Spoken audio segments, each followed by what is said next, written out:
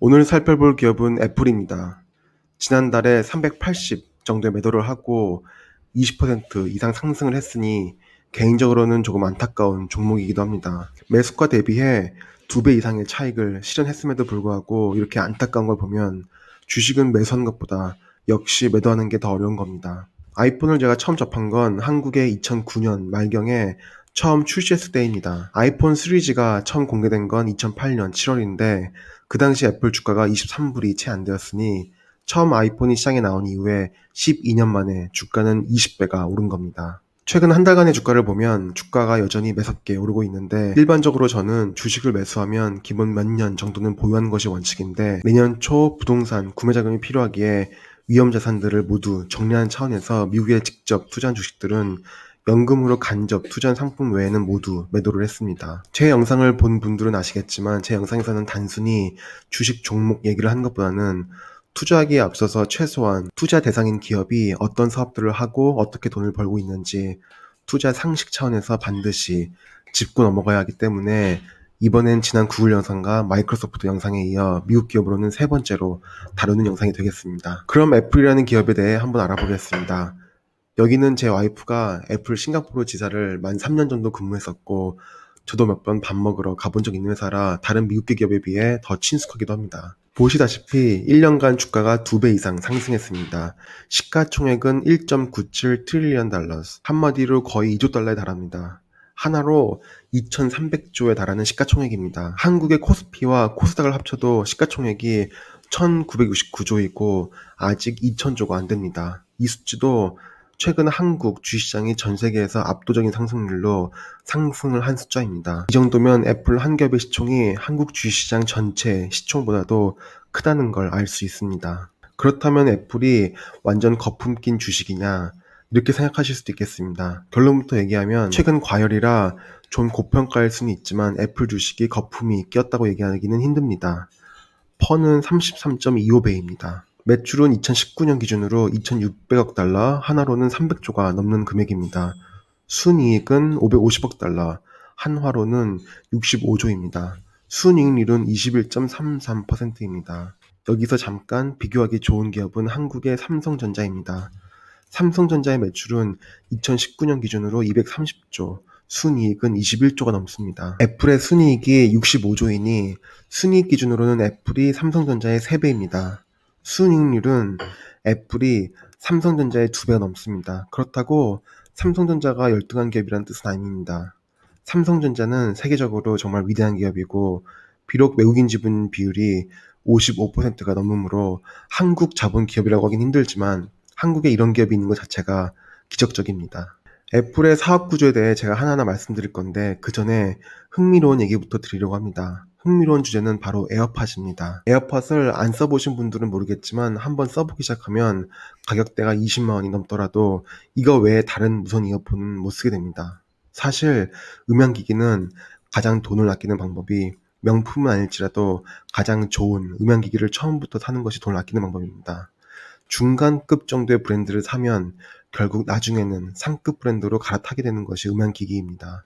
에어팟 프로는 2019년 기준으로 6,500만 개가 팔렸고 7조의 매출을 에어팟 단일 제품으로 올렸습니다. 2020년에는 150억 달러, 하나로 17조가 넘는 매출을 쉽게 달성할 것으로 예상하고 있고 영업이익률이 40%가 넘는다고 하는데 미국에서의 대략적인 컨센서스는 8조 이상의 영업이익을 달성할 것으로 보고 있습니다. 에어팟 단일 제품으로 8조 이상의 영업이익을 달성하는 것입니다. 이게 어떤 의미냐면 2019년 기준으로 에어팟 매출과 영업이익만으로도 미국에서 32번째로 큰 기업 가치로 해석될 수 있는 것이고 2020년 기준으로는 미국에서 큰 기업 30위권 안으로 들어온다는 얘기입니다.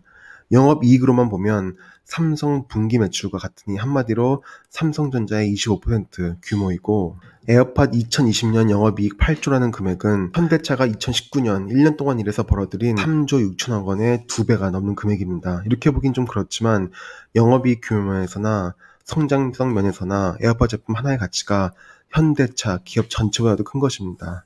시간이 되면 현대차에 대한 기업 분석 영상도 올릴 건데 현대차 기업이 형편없다는 얘기는 절대 아닙니다. 지금 보시는 차트는 분기별로 제품군별 매출 비중을 보여주고 있습니다.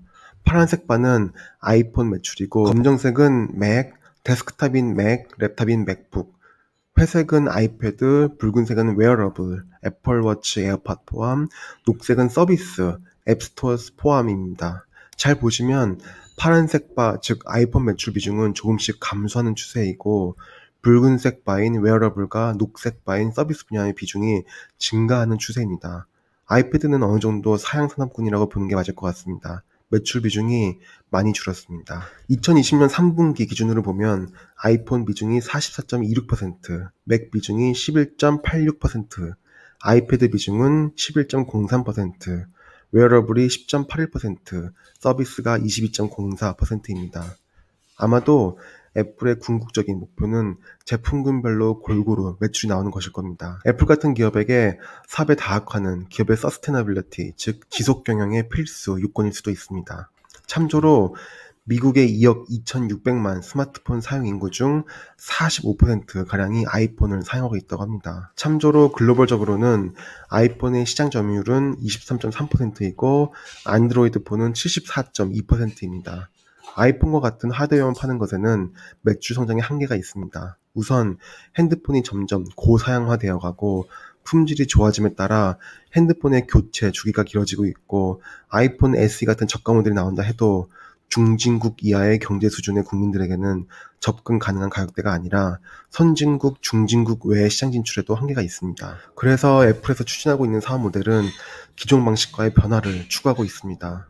기존에는 단순히 하드웨어를 애플 스토어 또는 대리점을 통해 판매하는 개념이었다면 이제는 애플의 아이폰, 아이패드, 맥 등의 다양한 하드웨어를 통해 서비스, 즉 컨텐츠를 판매하는 것으로 방향을 바꾸려고 노력을 하고 있습니다. 예를 들어서 애플 뮤직이 있습니다. 애플 뮤직은 한국의 음악 스트리밍 및 다운로드 서비스인 멜론과 같은 서비스를 보시면 됩니다. 한국 시장이 검색 시장도 구글이 선점을 못했듯이 전 세계적으로 정말 독특한 시장을 가지고 있어서 스포티파이가 멜론보다 상대적으로 생소할 수도 있지만 전 세계 시장으로 보면 스포티파이가 점유율 1위, 애플 뮤직이 2위입니다.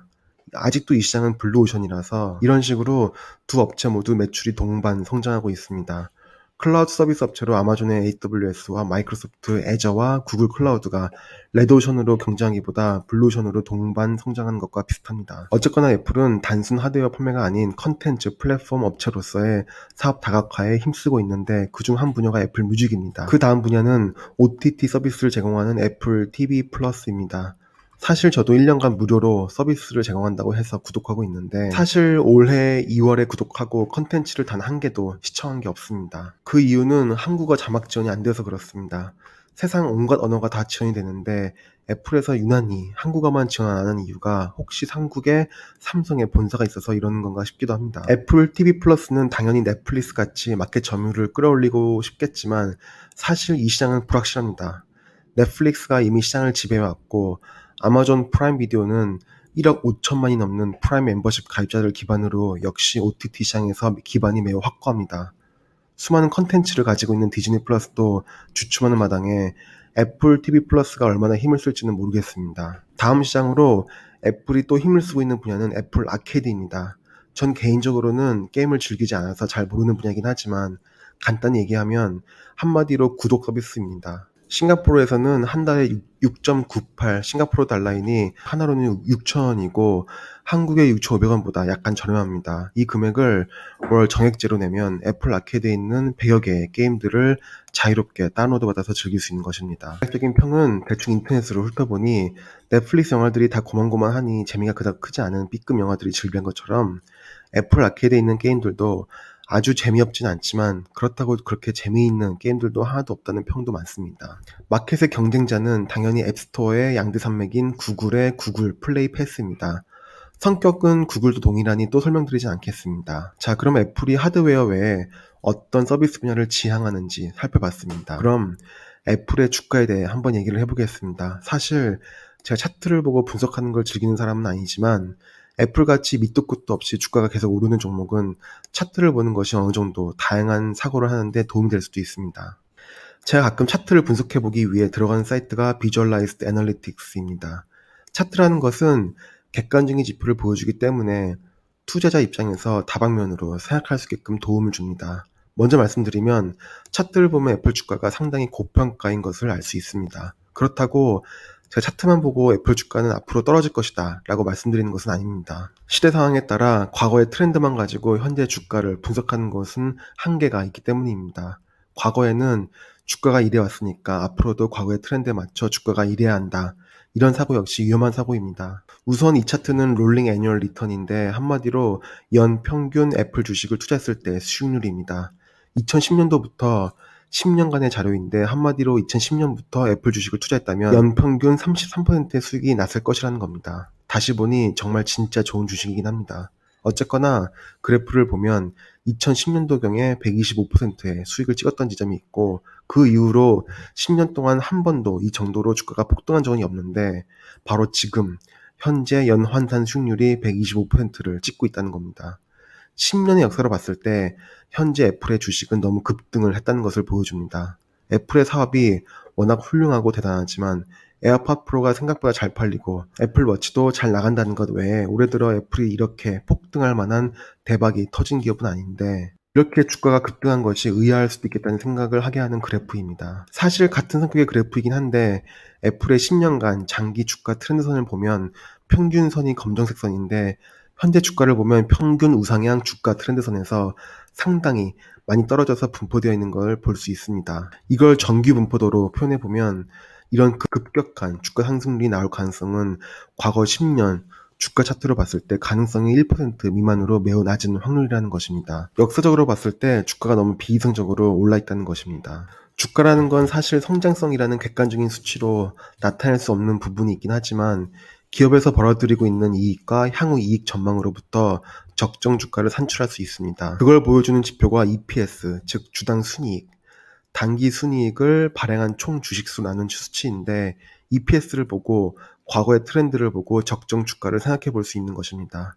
복잡한 얘기를 빼고 간단히 보면 과거의 애플 주가와 그에 대한 시가총액을 보면 현재 애플의 매출 규모와 그에 해당하는 순이익 규모를 보면 현재 주가는 297불 정도가 되어야 적당하다는 것입니다. 보시는 그래프의 평균선 위에 주가가 위치하면 고평가, 밑에 있으면 저평가인 것입니다. 현재 주가는 거의 사상 최고 수준으로 고평가되어 있고 실제로 애플의 시가총액은 현재 애플 이익 규모로 봤을 때 1조 2,500억 달러 정도가 적정한데 2조 달러를 내다보고 있으니 50% 넘게 고평가임을 보여준 차트입니다. 차트 얘기는 여기까지 하고 애플의 2020년 3분기 실적을 잠시 보겠습니다. 매년 10월 1일이 회계연도 시작이기 때문에 올해 2020년 4월부터 6월까지는 3분기였습니다. 3분기 매출은 597억 달러, 이익은 110억 달러를 기록했습니다. 전년도 동일 분기 매출은 538억 달러이고 이익은 100억 달러였으니 매출과 이익 모두 성장했습니다. 미국의 경제 성장률이 같은 분기 9.5% 감소했음에도 불구하고 애플의 매출은 11% 증가한 것입니다. 일반적으로 코로나 팬데믹 사태가 애플의 호재는 아니라는 얘기가 중론입니다. 이에 대해서는 이해가 엇갈리지만 말입니다. 우선 오프라인 애플 스토어가 정상적인 영업이 힘들고 제품 외주 생산에도 부정적인 영향이 있기 때문입니다. 그럼에도 불구하고 매출이 증가한다는 건 대단하게 한 것 같습니다. 다시 실적 얘기를 하면 지난 3분기 실적을 보면 아이폰 매출이 거의 절반을 넘고 그 다음으로 매출이 큰 분야는 서비스 분야입니다. 그리고 맥, 아이패드 웨어러블 쪽 사업 부분은 매출이 고만고만합니다. 아이폰 매출이야 뭐 뻔한 얘기니 할 필요 없을 것 같고 아이폰 매출의 절반이나 차지하는 서비스 부분을 좀 말씀드리겠습니다. 130억 달러가 넘는 분기 매출은 정말 무시 못하는 규모입니다. 서비스 분야의 매출은 2011년부터 10년치를 보면 지금 보시는 그래프와 같습니다. 금액으로나 비중으로나 아이튠스 스토어 매출은 줄고 있고 대신에 아이클라우드의 매출이 눈에 띄게 늘었습니다. 이전에 말씀드린 애플 뮤직 관련 매출도 지속적으로 늘고 있고 애플의 생태계를 지배한다고 할 수 있는 앱스토어 매출이 가장 큰 부분을 차지하고 꾸준히 늘고 있습니다. 아이튠즈 스토어 매출이 줄어든 이유는 결국 이 사업부는 제 생각에 점점 정리를 하는 것이 애플의 계획이지 않을까 하는 데서 찾을 수 있습니다. 애플 뮤직과 애플 TV 플러스가 이 역할을 맡고 있기 때문입니다. 앱스토어 얘기를 잠깐 하자면 앱도 유형이 여러 개 있습니다. 완전 무료 앱, 광고가 끼어있는 무료 앱, 앱 안에서 아이템 결제 등을 유도하는 무료 같은 앱, 유료 앱 등입니다. 일반적으로 애플은 30%의 수수료를 받고 있고 70%는 개발자에게 돌아갑니다. 참조로 구글도 같은 수수료 구조를 가지고 있습니다. 그런 이번 영상에서도 제가 생각하는 목표 매수가를 한번 말씀드려 보겠습니다. 지난 구글 영상과 마이크로소프트 영상에서 이미 충분히 말씀드렸고 본 영상 설명란에도 말씀드렸듯이 매수 목표가는 절대 오지 않는 가격일 수도 있습니다. 하지만 혹시라도 시장이 붕괴되는 이벤트가 와서 목표 매수가에 도달을 한다면 저 개인적으로 이것저것 따지지도 않고 무조건 매수를 해야 하는 가격을 매우 주관적으로 말씀드리는 것입니다. 그래서 제 매수 목표가는 $330로 잡았습니다. 물론 조만간 있을 주가 액면 분할 전인 현재 액면가 기준입니다. 지난해 주가와 이익 증가율을 감안해서 이전에 보여드린 차트와 저의 주관적인 프리미엄을 더해서 잡았습니다. 다시 말씀드리지만 저의 자금이 여전히 미국 시장에 간접 투자가 많이 들어가 있으므로 제가 이 주식이 떨어지길 개인적으로 바라는 사람은 절대 아니니 오해하지 마시길 바랍니다. 이 정도면 애플에 대해 일반적인 얘기를 한 것 같습니다. 애플 주식을 상당 부분 장기 보유하고 있다 최근에 매도를 해서 그런지 좀 더 애착이 갔던 기업이기도 합니다. 그럼 이번 영상을 이렇게 마무리하겠습니다. 그럼 이번에도 영상 봐주셔서 감사드리고 다음 영상으로 찾아뵙겠습니다. 다음 종목 추천 기업 영상은 아마존으로 하겠습니다. 감사합니다.